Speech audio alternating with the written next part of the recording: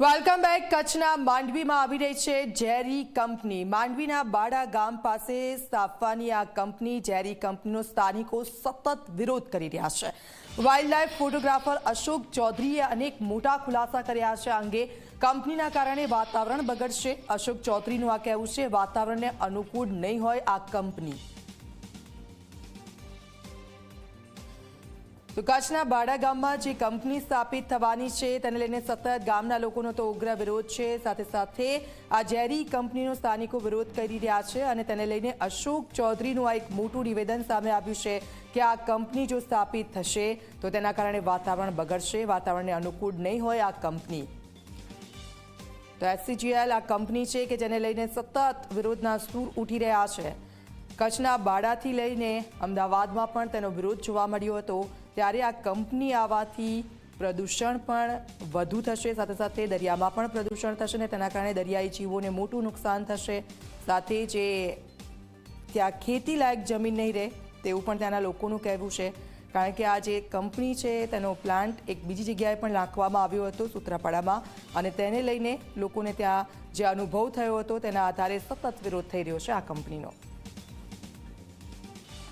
અશોકભાઈ, આપનું G24 કલાકમાં સ્વાગત છે. ખાસ કરીને વાત કરવામાં આવે તો આપ જાણતા હશો કે GSCL કંપની આવે છે, આપ પર્યાવરણ જાણ્યું છે, તો શું લાગે છે આપને કંપની ત્યાં આવી જોઈએ ખરેખર કે શું લાગે છે? એક પ્રકૃતિ પ્રેમી તરીકે અને એક કચ્છના નાગરિક તરીકે મને એવું લાગે છે કે આ આખી જે વિકાસનો જે સમય ચાલી રહ્યો છે, આપણે કોઈ વિકાસના અગેન્સ્ટ નથી, વિકાસનો કોઈ વિરોધ નથી.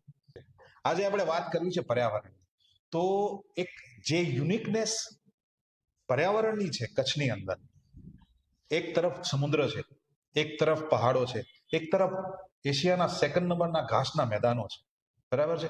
આટલી ડિવાઇન અને યુનિક હેબિટેટના તમે કોઈ વિકાસ, કોઈ ફેક્ટરી કે કોઈ કેમિકલ પ્લાન્ટ્સ લઈ આવવાની વાત કરતા હો તો મને એવું લાગે છે કે કચ્છની જનતાને ખરા અર્થમાં એ બધી જગ્યાઓની લોકોને ખબર હોવી જોઈએ અને વિરોધ ડેફિનેટલી થવો જોઈએ. કારણ કે કોઈ પણ કેમિકલ પ્લાન્ટ આવે ત્યારે સર આવતી વખતે વિકાસની એક્ઝેક્ટ ડેફિનેશન ખબર નથી પડતી અને કચ્છના લોકો માટે કંઈ નવું પણ નથી.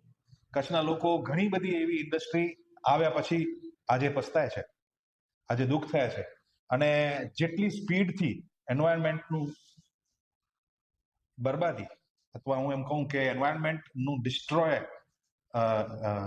અયોગ્ય કોઈ ઇન્ડસ્ટ્રીથી થાય છે, એટલું સ્પીડી આઈ થિંક કુદરતમાં બીજી કોઈ વસ્તુના કારણે નથી થતું. ખાસ કરીને વાત કરવામાં આવે તો એક જ્યાં કાચબો જે આવે છે, જે પ્રજનન કરવા આવે છે અને એવો રેર જ કેસ બને છે અને ત્યાં લોકો એનું જતન કરે છે કે જેને અહીંયા એવી રીતે છે કે દીકરી જ્યાં અહીંયા જેવી કે પિયર આવી છે અને ઈંડા મૂકે છે એને વધાવે છે. આપ એને કઈ રીતે જુઓ છો? સર કચ્છ છે ને, કચ્છ એ સી ટર્ટલ માટે, ફ્લેમિંગો માટે અને લેસર ફ્લોરિકન માટે ઘણા બધા પક્ષીઓ જે જ્યાંથી એ લોકો બિલોંગ કરે છે ત્યાં સાહેબ એ લોકો પોતાના પરિવારને ઉછેરતા નથી.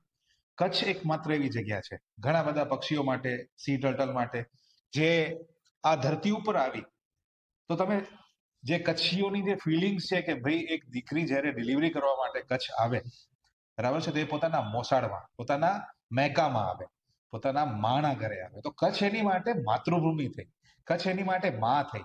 અને કચ્છના લોકોને જે વાઇલ્ડલાઇફ પ્રત્યે અથવા કુદરત પ્રત્યે જે એમની સમર્પિતતા રહી છે એ હંમેશા જ તમે જોજો. કુંજ માટે પણ આપણા કેટલા બધા લોકગીતો છે, આપણા સંસ્કૃતિમાં, આપણા કપડાઓમાં, આપણા રંગમાં, આપણા બિહેવિયરમાં, આપણા ગીતોમાં કુદરતી અને પ્રકૃતિ છલકી રહી છે.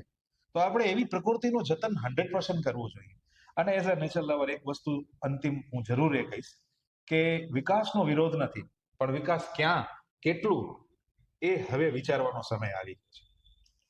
તો આ હતા નેચર વાઇલ્ડ લાઈફના જે ફોટોગ્રાફર કે જેણે કીધું કે વિકાસ ભલે થતો હોય પરંતુ પર્યાવરણના ભોગે તો નહીં જ.